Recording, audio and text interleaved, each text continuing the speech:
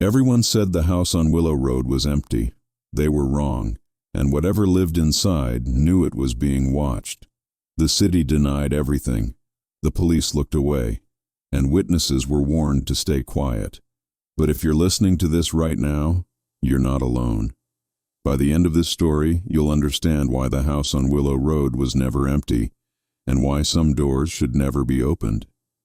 Everyone said the house on Willow Road was empty. They said it had been abandoned for years, left behind after the last family moved out under circumstances no one liked to remember. Its windows were dark, its paint peeled like dead skin, and the front door never opened.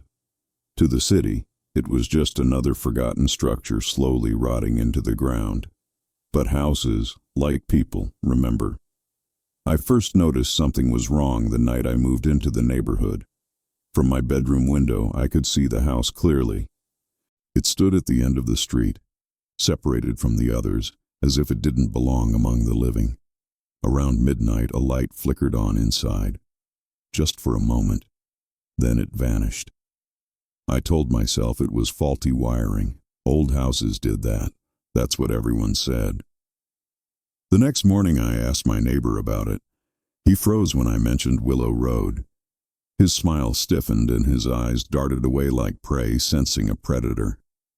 "No one lives there," he said quickly, "and you shouldn't talk about it." That was the first warning. Over the following days, I noticed small things. The front door, which had been sealed shut, was sometimes slightly ajar. Footprints appeared in the dust on the porch. Bare footprints, too long, too narrow. At night, faint sounds drifted down the street. Not footsteps, not voices. Breathing. I called the police after I heard something pounding from inside the house at 3 a.m. They arrived late, barely looked at the property, and told me there was nothing there. "There's no record of anyone living in that house," one officer said, "and there hasn't been for a long time." His tone made it clear the conversation was over. Then came the letters. Handwritten notes began appearing in my mailbox, each one containing the same sentence: "It knows you're watching."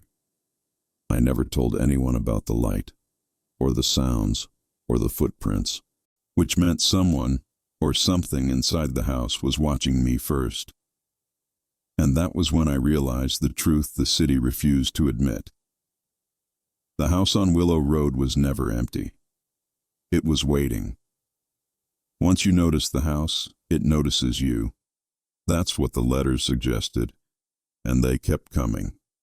Slipped under my door, left on my car windshield. Once pinned to my bedroom wall when I woke up, though my door had been locked all night. I tried to talk to the neighbors again. This time they didn't even pretend to listen. Doors closed in my face. Curtains snapped shut. One woman whispered something as she passed me on the sidewalk. "Don't let it hear you." I started digging through public records, old newspapers, city archives, anything that mentioned Willow Road. Most files were missing, others were heavily redacted. Fires, structural damage, natural causes, always the same excuses. But one article survived intact. 23 years ago, a family of 4 lived in that house. Parents, 2 children. According to the paper, they vanished overnight. No signs of struggle, no bodies, no explanation. The final line of the article chilled me. Authorities advise residents not to speculate. When I went to the police station with copies of the letters, the officer didn't look surprised. He looked tired. "You need to stop this," he said quietly, "for your own safety." "Stop what?" I asked. He leaned closer, paying attention. Before I could respond, he slid the letters back across the desk. His hand shook. "There are things this city doesn't talk about anymore," he continued, "and doors that shouldn't be opened." That night I dreamed of the house. I was standing in its hallway surrounded by doors. Each one was slightly open, revealing darkness behind it. Something moved between them, breathing close to my ear. "You hear me now," it whispered. I woke up to find my bedroom door open and muddy footprints leading away from my bed. I broke in at dawn. The front door yielded without resistance, as if it had been waiting for my hand. Inside, the air was thick and stale, carrying the scent of damp wood and something older, something alive. The house was not empty. Furniture sat neatly arranged, untouched by dust. The walls were covered in scratches, long, deep marks that ran from floor to ceiling. And everywhere, carved into the wood, were words, "Do not look away." The farther I went, the louder the breathing became. It came from behind the walls, from under the floors, from inside my own head. I reached the staircase and froze. Every step bore the imprint of bare feet. At the top of the stairs was a door I hadn't seen from outside, black, unmarked, slightly open. As I approached, the breathing stopped. Silence pressed in around me, heavy and suffocating. Then the door creaked wider on its own. Inside was a room filled with photographs. Hundreds of them. Each one showed someone standing across the street from the house, watching. In the final photograph, I saw myself, taken from inside the house. The truth revealed itself slowly, like rot spreading beneath paint.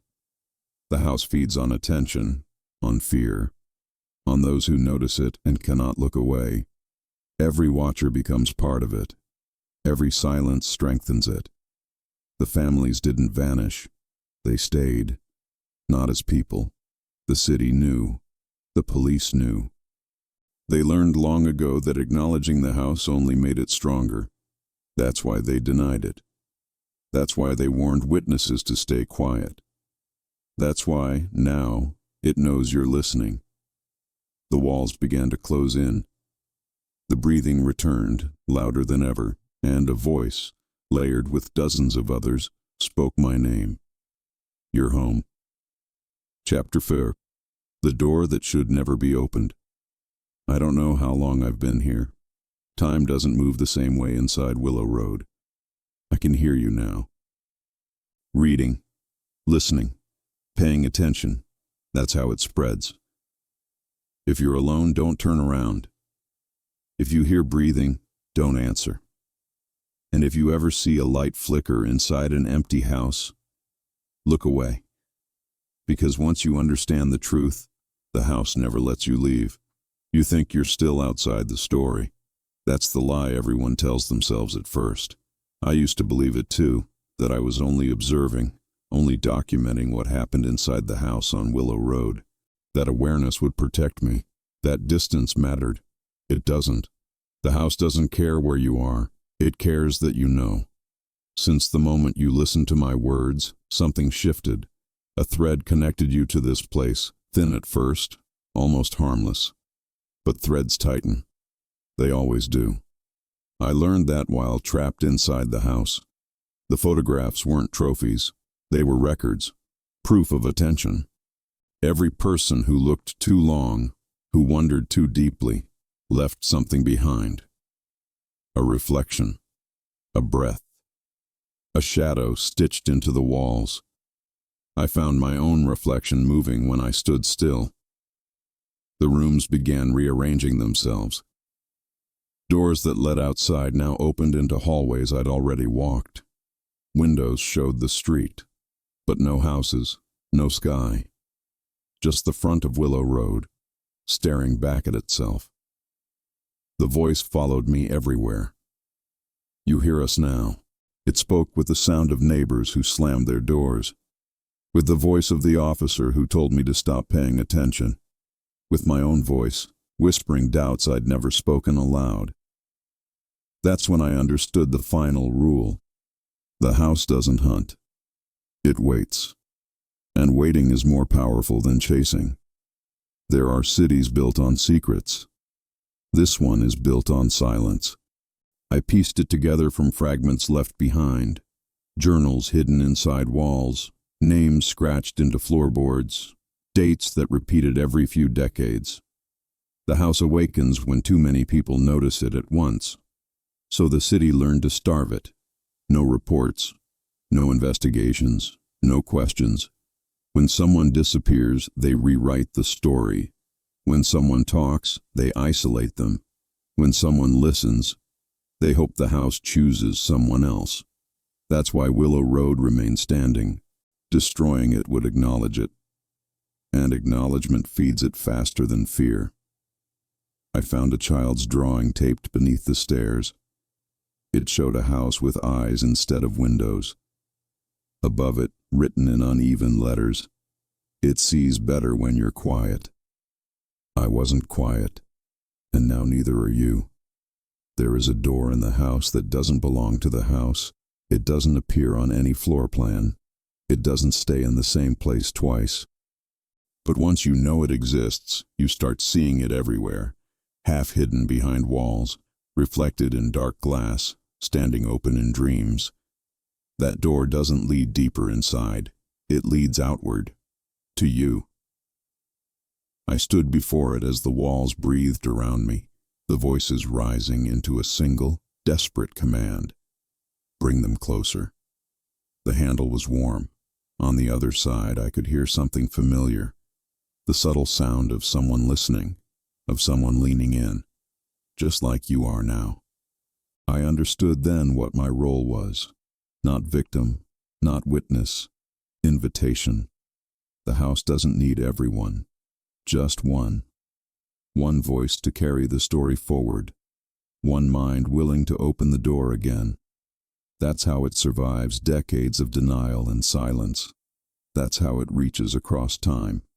I left this story behind knowing what it would do, knowing someone would stay until the end, knowing curiosity would win.